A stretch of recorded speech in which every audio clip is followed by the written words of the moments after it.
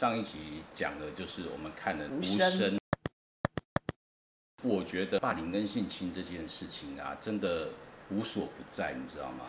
很多地方都有，像校园，阳光的地方哦，校园你看多阳光就有，而且还有例如说像军中，以前在军中啊，好像有听过，有学长学弟制的啊，那学长学弟就是欺负了，就全部都交接下去，就是我欺负你，欺负他，他欺负在他，就这样一直交接下去嘛。对，天哪，这个我倒是有看过。洪仲丘不就被霸凌死的吗？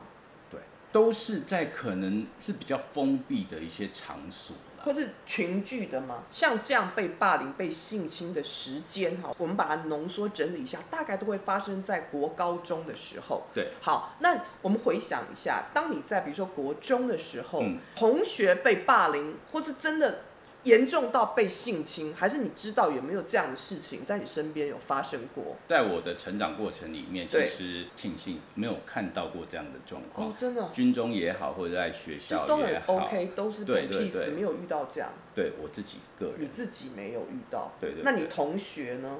你比如说隔壁班呢，或是？我想到。你想到了吗？我想到，我国中的时候。差一点点被成为那种被霸凌的一群。为什么？国3的时候转到那个新的学校，B 段班。好，哦，你是到 B 段班。对，但是属于成绩很好的那一种。就是在 B 段班的前3名。班上啊，还是有一些比较成绩稍微比较好的同学嘛。那我记得这个同学他成绩不错，矮矮小小的，是，眼镜戴很厚。哦，就是那种学生，就那种同学啊，就是那种功课对，然后又很安静。他虽然想跟大家融入，但是这些同学都不想跟他玩。然后这些同学呢，都很喜欢欺负他、霸凌他。是，所有的事情都叫他做，叫他跑腿。倒垃圾也叫他，反正打扫也叫他，反正什么都叫他就对了。他都照做，但是还是被大家给欺负。是哦。对，然后他就是又不敢讲。可以感觉到他的愤怒，但是他不敢讲，就不敢讲。在国中的那个时候，我也是属于比较安静、沉默的。你刚刚说你差一点被霸凌，对，是因为这个原因吗？那时候真的是比较安静一点，那些喜欢欺负其他小朋友的那些同学啊，要开始了，注意到我了。那结果你怎么解决的？刚准备要开始对我下手的时候，那时候。有一个小罗罗啦，因为他跟他的老大说，这个小罗罗的妈妈是我的妈妈的同事，等于说好姐妹就对了，所以你不要对他动手。讲这句话讲完就，剩下的就是国中毕业前的一段时间，其实我比较都没事，所以你就很 peace 安然度过。对，但是我看着那个另外的同学被欺负，你知道吗？你没有伸出援手吗？就是不敢，因为你怕说，如果你站在他那边，本来已经霸凌他的人，就会连你一起霸凌。对，就是像那个电影里面说的啊，只是玩玩。对，就是被发现之后，比如说好学生去跟老师说，我们只是跟他玩啊，我们只跟他玩，谁知道他怎么样？然后不是，因为我觉得有限度的，对，而且是有分别的，对。然后Sunny老师呢？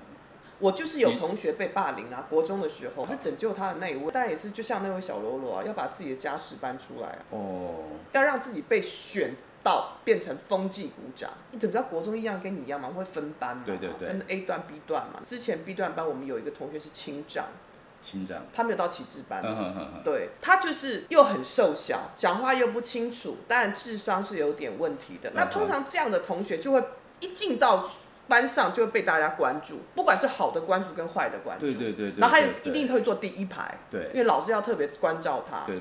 那你知道那时候班上都会有一些太妹，在班上人缘很好，可是因为我常常一下课就看这些太妹就去欺负他。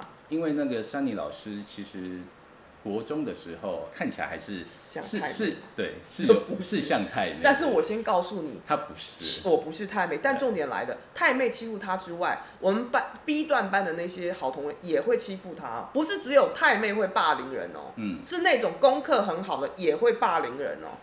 所以我就看在眼里，然后我就觉得这样真的不是办法，因为他们已经不是只知道言语暴力了，还有动作行动，对，看不下去了，对，然后就有一天我就谈判，对，你要告诉他们，操性比课业来的重要，对，我说你这样子欺负他，他已经是轻障了，当他毕业以后，他会带了多少阴影出去不知道，对。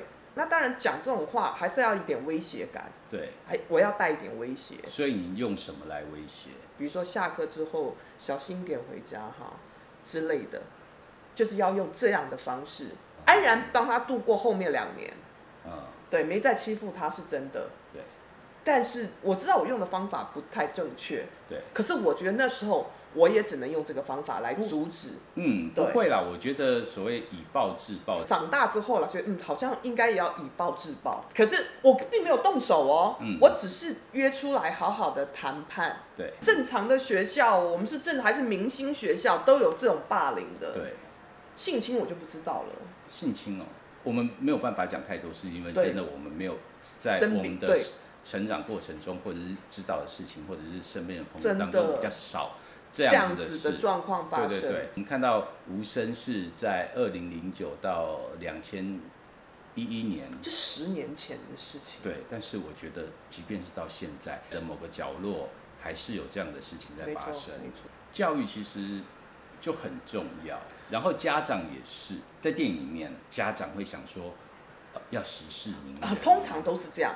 因为家长很怕丢脸嘛，但我们就当做好没关系，因为还小嘛，那我们就当做没这回事，好好把它处理一下就好了。老师也是为了学校的这个评鉴啊，老师可能不能让校长觉得说你带的这个班级是问题的班级，如果说问题很多的话，他的老师的评鉴就差啦，所以他就干脆当这件事情，你看。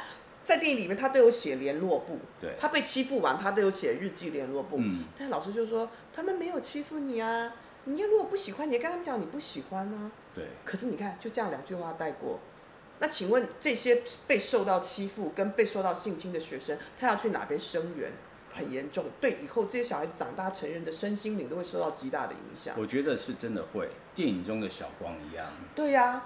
你可能小时候被欺负了之后，对，变成大人了，是成年以后，可能就会换你欺负人了。对，他在讲的就是这个东西，他会要把他所有的，他不管是他的变态心理，他的愤怒什么，转嫁到另外一个人身上。小光在里面讲的一句话，我就觉得哇，听起来很像那个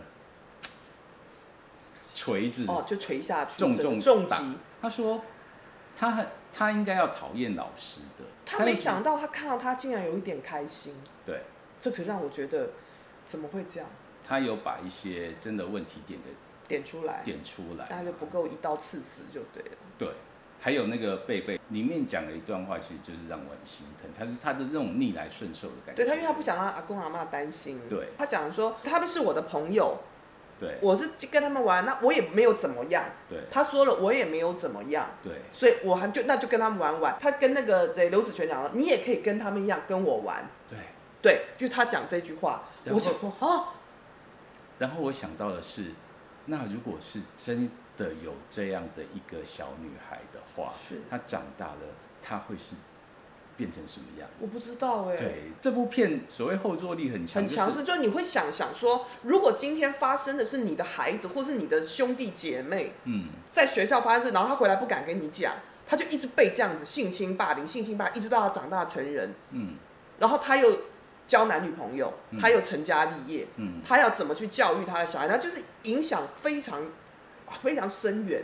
在国外西方世界，大家可能就是对于人权这件事情比较重视，所以他们敢于发声。但是在亚洲国家，例如说日本、韩国，在封闭的国家，我们会觉得说息事宁人就好了。对他们就是更严重。电影视剧里面其实都常常展现出来，都可以看得到。没错。哇，那台湾，其实我真的觉得大家这种教育啊，其实这个重点要放多一点。对不对？我觉得性教育这一块，性观念这一块要放重一点。对，也要告诉小朋友说，当你有受到这样的欺负的时候，你要勇敢的说出来。对，那不管是老师也好，家长也好，也要要去帮他解决，要去 follow 这件事，你不要说看啊，这你们只是在玩这样，对，不要觉得丢脸，对，讲出来，勇敢讲出来，就去制止这件事情，制止这件事情，然后要让他受到惩罚。做错事的人是应该要对，没错，是的，对啊，好。